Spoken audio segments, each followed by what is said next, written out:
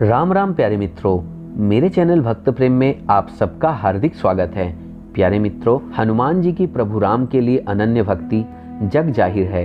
हनुमान जी का रोम रोम राममय है। यहाँ तक कि स्वयं रघुनंदन श्री राम और माता जानकी साक्षात उनके हृदय में विराजते हैं। हमने अक्सर कई भक्तों के मुख से सुना है कि राम से बड़ा राम का नाम है।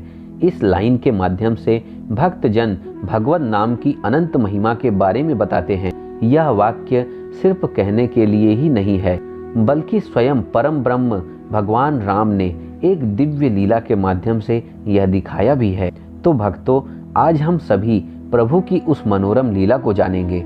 एक बार सुमेरु पर्वत पर संतों की सभा आयोजित की गई। उस सभा में चारों ओर से सभी तेजस्वी संत आने वाले थे। उसी सभा में संतों का आशीर्वाद पाने के उद्देश्य से कैवर्त देश के राजा महाराज सुकंत भी जा रहे थे। जाते समय मार्ग में ही उन्हें देवर्षि नारद मिलते हैं। नारद जी उनसे पूछते हैं कि महाराज, आप इस ओर कहाँ को जा रहे हैं? नारद जी के इस प्रकार पूछने पर राजा सुकंत ने उन्हें स्पष्टतः सब कुछ बता दिया। इस पर नारद मुनि ने कहा, अच्छा है, संतों की सभा में जरूर जाना चाहिए। ऐसा कहकर उन्होंने सुकंत से विदा ली। जब राजा सुकंत फिर जैसे ही सभा की ओर प्रस्थान किए, वैसे ही नारद जी ने पुनः उन्हें पीछे से आवाज लगाते हुए कहा कि सुनो राजन, आप जिस सभा में जा रहे हो वहां पर सभी को प्रणाम करना, परंतु विश्वामित्र जी को प्रणाम मत करना। इस पर राजा सुकंत ने कहा, परंतु मुनिवर, यह तो उचित नहीं होगा। फिर नारद जी ने कहा, वे भी तो पहले राजा ही थे, संत तो वे बाद में बनते हैं, इसलिए आप उन्हें प्रणाम मत करना। इतना कहकर देवर्षि नारद अंतर्ध्यान हो जाते हैं। राजा सुकंत फिर अपने गंतव्य की ओर चलने लगते हैं। आयोजित सभा में जब सुकंत पहुंचते हैं तो वे नारद मुनि के कहे अनुसार सभी को प्रणाम करते हैं, परंतु ऋषि विश्वामित्र को नहीं करते हैं। विश्वामित्र जी को राजा के इस कृत्य पर अत्यंत क्रोध आया और वे सभा की समाप्ति होते ही सीधे प्रभु राम के दरबार में जा पहुंचे। वहां पहुंचते ही विश्वामित्र जी बोले, हे राघव, तुम्हारे राज्य में इतना बड़ा अन्याय, गुरुओं और संतों का इतना बड़ा अपमान। यह सुनते ही भगवान बोले, गुरुदेव क्या हुआ? फिर पुनः विश्वामित्र जी बोले, भारी सभा में राजा सुकंत ने सभी को प्रणाम किया, परंतु मुझे नहीं किया। ऐसा करके उसने मेरा अपमान किया है, उसको दंड मिलना चाहिए। तब प्रभु श्री राम ने कहा, गुरुदेव, मैं आपके चरणों की सौगंध खाकर कहता हूँ कि कल सूर्यास्त तक सुकंत के प्राणों का अंत हो जाएगा। जब राजा सुकंत को प्रभु राम के द्वारा लिए गए इस सौगंध के बारे में पता लगा तो वे नारद मुनि को ढूंढने लगे, लेकिन नारद जी उन्हें कहीं नहीं मिल रहे थे। परेशान होकर वे रोने लगे। तभी नारद जी प्रकट हो जाते हैं। सुकंत ने सारी घटना नारद जी को बताई और वे अपने प्राणों की रक्षा का उपाय उनसे पूछने लगे।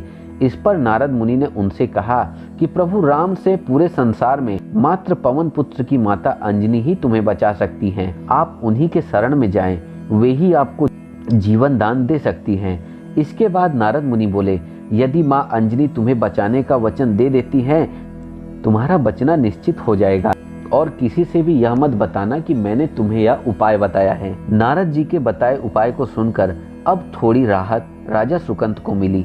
वे देर न करते हुए तुरंत माता अंजनी के घर जा पहुंचे और झरझर आंसुओं की धार बहाते हुए रोने लगे। इस प्रकार जोर जोर से रोने की आवाज सुनकर माता अंजनी बाहर आ जाती हैं। वे पूछती हैं, क्या बात है पुत्र, क्यों रो रहे हो? सुकंत बोला, माँ रक्षा करो, माता मेरी रक्षा करो। माँ अंजनी पुनः बोली, किससे रक्षा करूं पुत्र? माँ अंजनी के इस प्रकार पूछने पर राजा सुकंत बोला, माँ विश्वामित्र मुझे मार डालना चाहते हैं। इतना सुनकर माता अंजनी प्रतिज्ञा करते हुए बोली कि मैं तेरी रक्षा करूंगी, तुझे कोई नहीं मार सकता, तुम शरण में आए हो। माता अंजनी ने राजा सुकंत को विश्राम करने को कहा।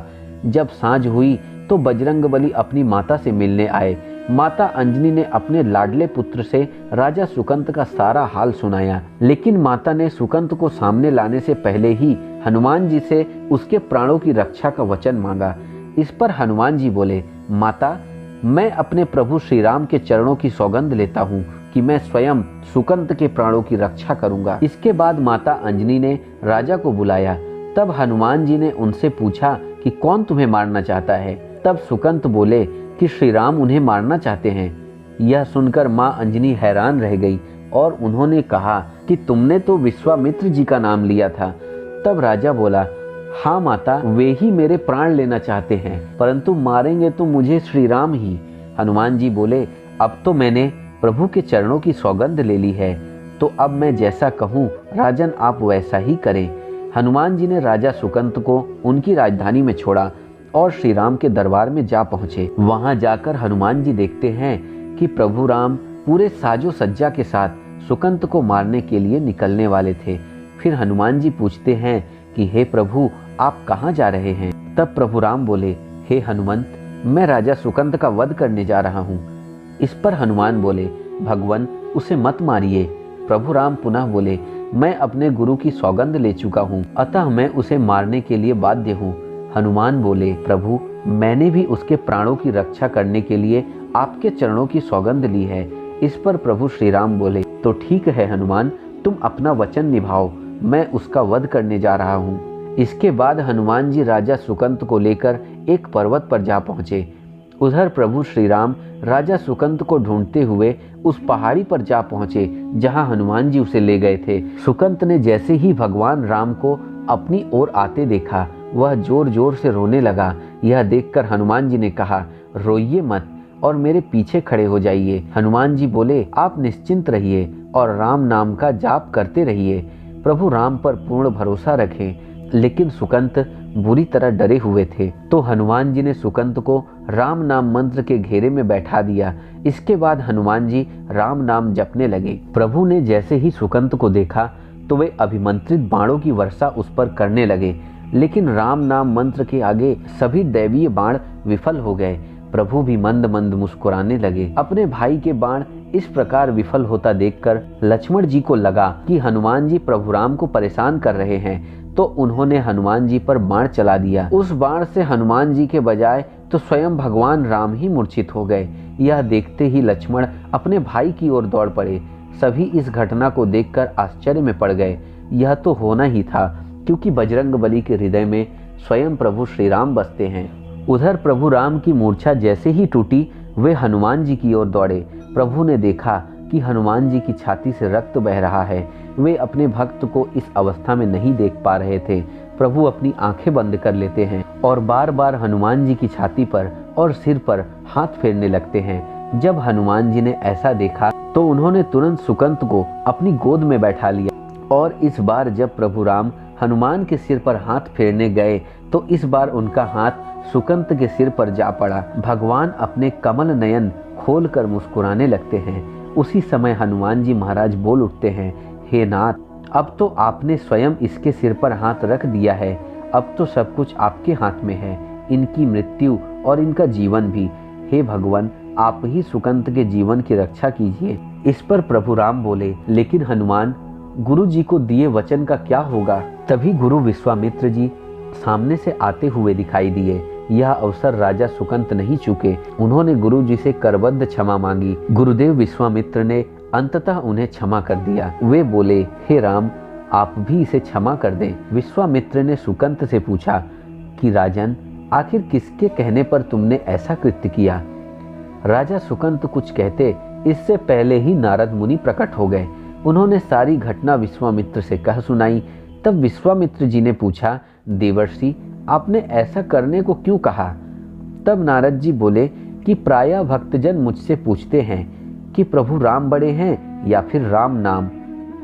तब मैंने विचार किया कि क्यों ना ऐसी एक लीला हो जाए जिससे सभी लोग स्वयं ही यह समझ ले कि भगवान से अधिक भगवान के नाम की महिमा है।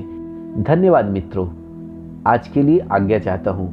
वीडियो अच्छी लगी हो तो कमेंट करके जरूर बताएं और जय श्री राम लिखना ना भूलें। फिर मिलते हैं अगली वीडियो में।